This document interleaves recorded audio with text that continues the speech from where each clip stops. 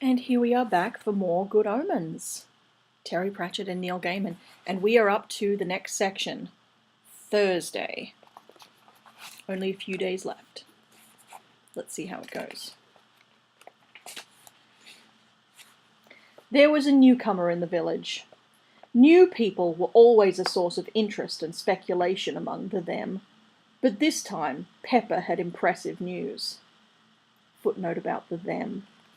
It didn't matter what the four had called their gang over the years, the frequent name changes usually being prompted by whatever Adam had happened to have read or viewed the previous day.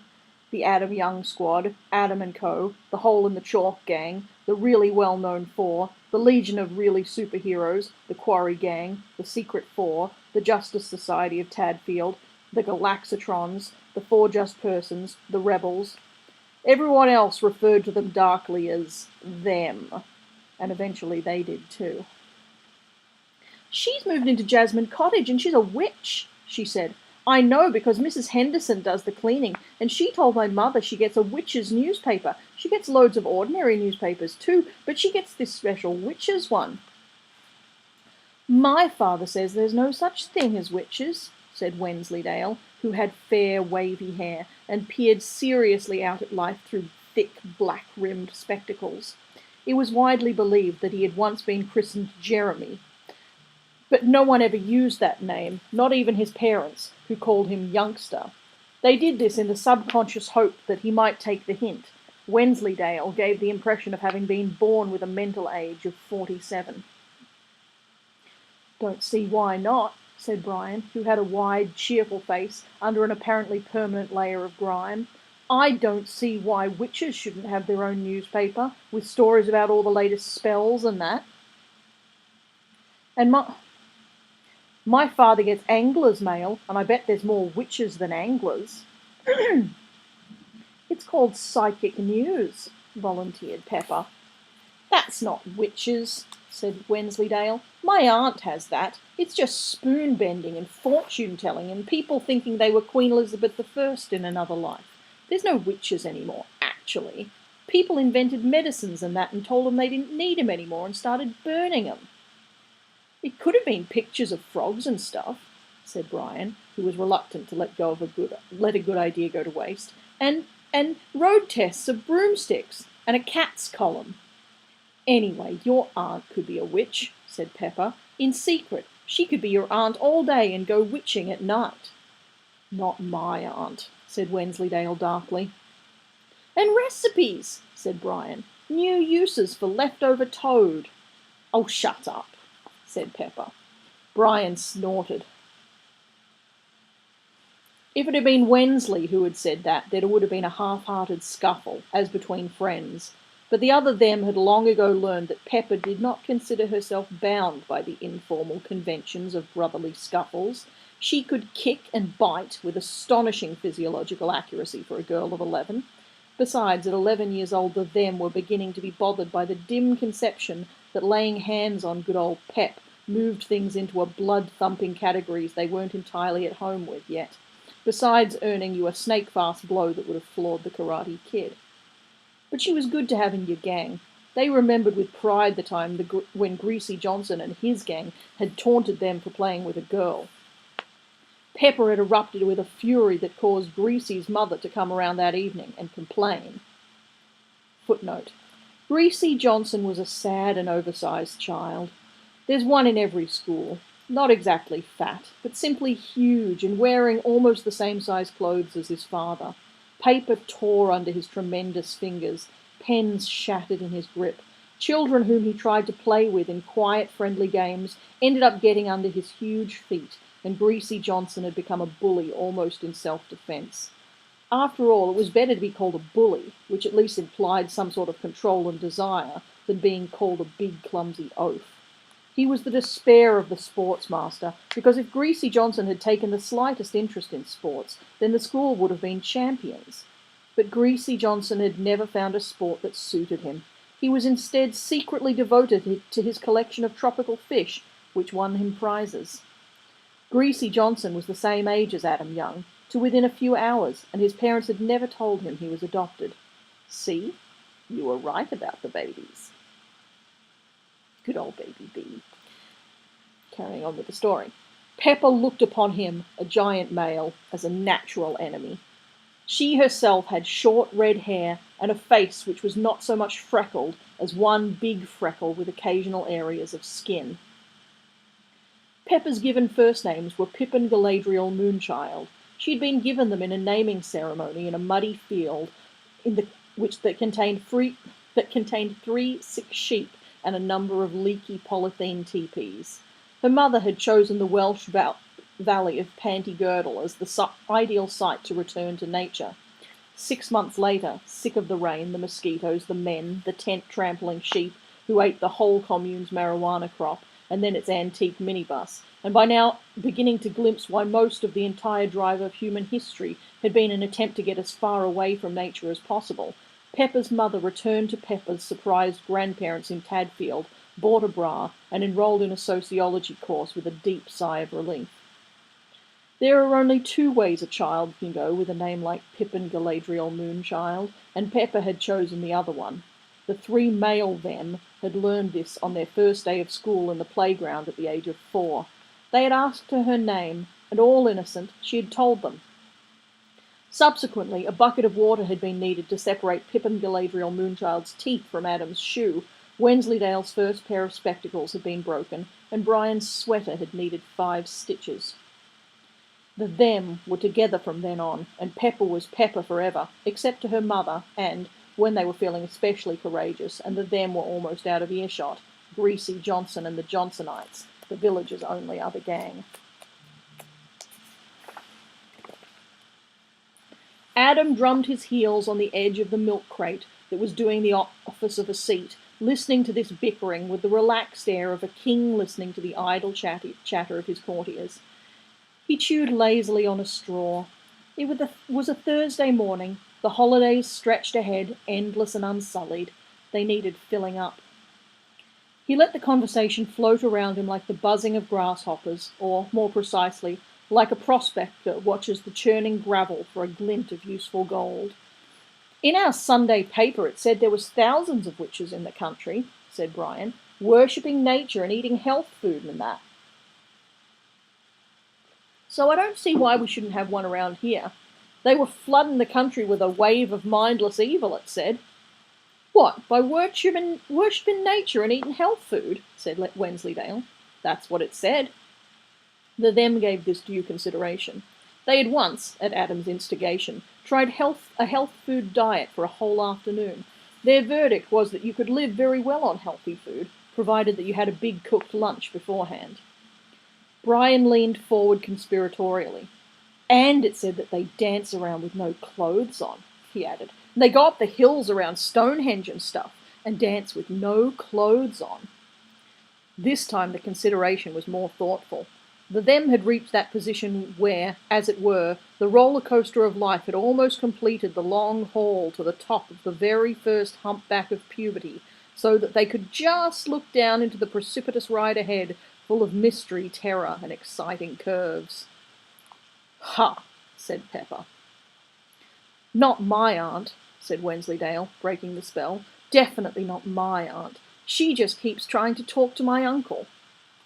Your uncle's dead, said Pepper. She says he still moves a glass about, said Wensleydale, defensively. My father says it was moving glasses around the whole time that made him dead in the first place. Don't know why she wants to talk to him, he added. They never talked much when he was alive. That's necromancy, that is, said Brian. In the Bible. It's in the Bible. She ought to stop it. God's dead against necromancy, and witches. You can go to hell for it. There was a lazy shifting of position on the milk crate throne. Adam was going to speak. The them fell silent. Adam was always worth listening to. Deep in their hearts, the them knew that they weren't a gang of 4. They were a gang of 3, which belonged to Adam. But if you wanted excitement and interest and crowded days, then every them would prize a lowly position in Adam's gang above leadership of any other gang anywhere. Don't see why everyone's so down on witches, Adam said. The them glanced at each other. This sounded promising. Well, they blight crops, said Pepper, and sink ships, and tell you if you're going to be king and stuff, and brew up stuff with herbs. My mother uses herbs, said Adam. So does yours. Oh, those are all right, said Brian, determined not to lose his position as a cult expert. I expect God said it was all right to use mint and sage and so on. Stands to reason there's nothing wrong with mint and sage. And they can make you be ill just by looking at you, said Pepper. It's called the evil eye. They give you a look, and then you get ill, and no one knows why. And they make a model of you and stick it full of pins, and you get ill where all the pins are, she added cheerfully. That sort of thing doesn't happen any more, reiterated Wensleydale, the rational thinking person, because we invented science, and all the vicars set fire to the witches for their own good. It was called the Spanish Inquisition. Then I reckon we should find out if her at Jasmine Cottage is a witch, and if she is, we should tell Mr. Pickersgill, said Brian. Mr. Pickersgill was the vicar. Currently he was in dispute with the them over subjects ranging from climbing the yew tree in the churchyard to ringing the bells and running away. I don't reckon it's allowed going around setting fire to people, said Adam. Otherwise people will be doing it all the time. It's all right if you're religious, said Brian reassuringly, and it stops the witches from going to hell, so I expect they'd be quite grateful if they understood it properly. Can't see Picky setting fire to anyone, said Pepper. Oh, I don't know, said Brian meaningfully. Not actually setting them on actual fire, sniffed Pepper. He's more likely to tell their parents and leave it up to them if anyone's going to set it on fire or not. The them shook their heads in disgust at the current low standards of ecclesiastical responsibility. Then the other three looked expectantly at Adam. They always looked expectantly at Adam. He was the one that had the ideas. Perhaps we ought to do it ourselves, he said. Someone ought to be doing something if there's all these witches about. It's like that neighbourhood watch scheme. Neighbourhood witch, said Pepper. No, said Adam coldly. But we can't be the Spanish Inquisition, said Wensleydale. We're not Spanish. I bet you don't have to be Spanish to be in the Spanish Inquisition, said Adam. I bet it's like Scottish eggs or American hamburgers. It just has to look Spanish. We've just got to make it look Spanish. Then everyone would know if it's the Spanish Inquisition. There was silence. It was broken by the crackling of one of the empty crisp packets that accumulated wherever Brian was sitting. They looked at him. I've got a bullfight poster with my name on it, said Brian slowly. Lunchtime came and went. The new Spanish Inquisition reconvened. The head inquisitor inspected it critically. What are those? He demanded. You click them together when you dance, said Wensleydale, a shade defensively. My aunt brought them back from Spain years ago. They're called maracas, I think. They've got a picture of a Spanish dancer on them. Look. What's she dancing with a bull for? Said Adam. That's to show it's Spanish, said Wensleydale. Adam let it pass. The bullfight poster was everything Brian had promised. Pepper had something rather like a gravy boat made out of raffia. It's for putting wine in, she said defiantly. My mother brought it back from Spain. It hasn't got a bull on it, said Adam severely. It doesn't have to, Pepper countered, moving just ever so slightly into a fighting stance. Adam hesitated. His sister Sarah and her boyfriend had also been to Spain. Sarah had returned with a very large purple toy donkey which, while definitely Spanish, did not come up to what Adam instinctively felt should be the tone of the Spanish Inquisition. The boyfriend, on the other hand, had brought back a very ornate sword which, despite its tendency to bend when picked up and go blunt when asked to cut paper, proclaimed itself to be made of Toledo steel. Adam had spent an instructive half-hour with an encyclopedia and felt that this was just what the Inquisition needed. Subtle hints had not worked, however. In the end, Adam had taken a bunch of onions from the kitchen. They might well have been Spanish, but even Adam had to concede that, as decor for the inquisitorial premises, they lacked that certain something. He was in no position to argue too vehemently over raffia wine holders. Very good, he said. You certain they're Spanish onions? Said Pepper, relaxing. Course, said Adam. Spanish onions. Everyone knows that. They could be French, said Pepper doggedly. France is famous for onions. It doesn't matter, said Adam, who was getting fed up with onions. France is nearly Spanish, and I don't expect witches know the difference when they're spending all their time flying around at night. It all looks like the Continent to witches. Anyway, if you don't like it, you can jolly well go and start your own Inquisition anyway. For once, Pepper didn't push it. She'd been promised to be the post of head torturer. No one doubted who was going to be the chief inquisitor. Wensleydale and Brian were less enthralled with their roles of inquisitorial guards. "Well, you don't know any Spanish," said Adam, whose lunch hour had included 10 minutes with a phrase book Sarah had brought in a haze of romanticism in Alicante. "That doesn't matter, because actually you have to talk in Latin," said Wensleydale, who had been doing some slightly more accurate lunchtime reading. "And Spanish," said Adam firmly. "That's why it's called the Spanish Inquisition." "I don't see why it shouldn't be a British Inquisition," said Brian. "Don't see why we should have fought the Armada and everything just to have their smelly Inquisition." This had been slightly bothering Adam's patriotic sensibilities as well. "I reckon," he said, "that we should sort of start Spanish and then make it into the British Inquisition when we've got the hang of it. And now," he added, "the Inquisitorial Guard will go and fetch the first witch, por favor." The new inhabitant of Jasmine Cottage would have to wait, they'd decided. What they needed to do was start small and work their way up. "Art thou a witch, Ole?" said the chief inquisitor. "Yes," said Pepper's little sister, who was 6 and built like a small golden-haired football. "You mustn't say yes, you've got to say no," hissed the head torturer, nudging the suspect. "And then what?" demanded the suspect. "And then we torture you to make you say yes," said the head torturer. "I told you. It's good fun, the torturing. It doesn't hurt. Hasta la vista," she added quickly. The little suspect gave the decor of the inquisitorial headquarters a disparaging look. There was a decided odour of onions. "Ha," she said, "I want to be a witch, with a warty nose and green skin and a lovely cat, and I call it Blackie, and lots of potions, and—" The head torturer nodded to the chief inquisitor. "Look," said Pepper, desperately, "no one's saying you can't be a witch. You just have to say you're not a witch. No point in us taking all this trouble," she added severely, "if you're going to go around saying yes the minute we ask you." The suspect considered this. "But I wants to be a witch," she wailed. The male then exchanged exhausted glances. This was out of their league. "If you say no," said Pepper, "you can have my Cindy stable set. I've never ever used it," she added, glaring at the other them and daring them to make a comment. "You have used it," snapped her sister. "I've seen it. It's all worn out and the bit where you put the hay is broken." Adam gave a magisterial cough. "Art thou a witch, Viva España?"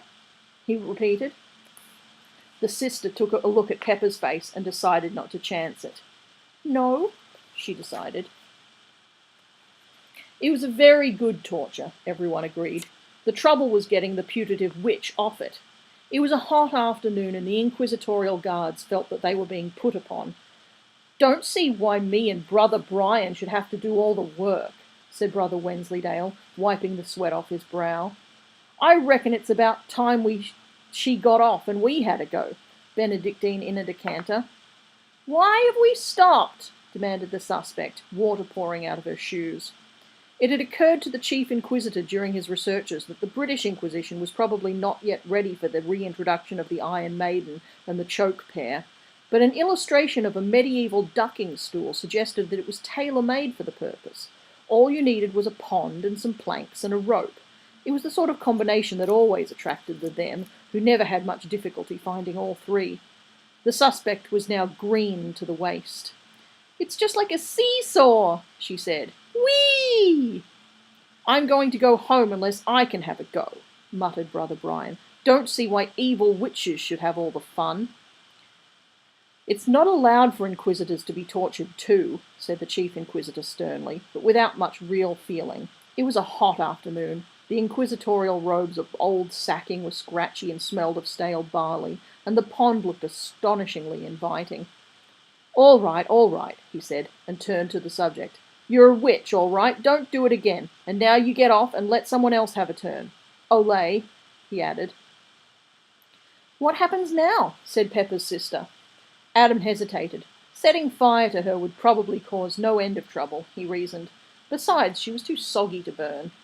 He was also distantly aware that at some future point there would be questions asked about muddy shoes and duckweed-encrusted pink dresses.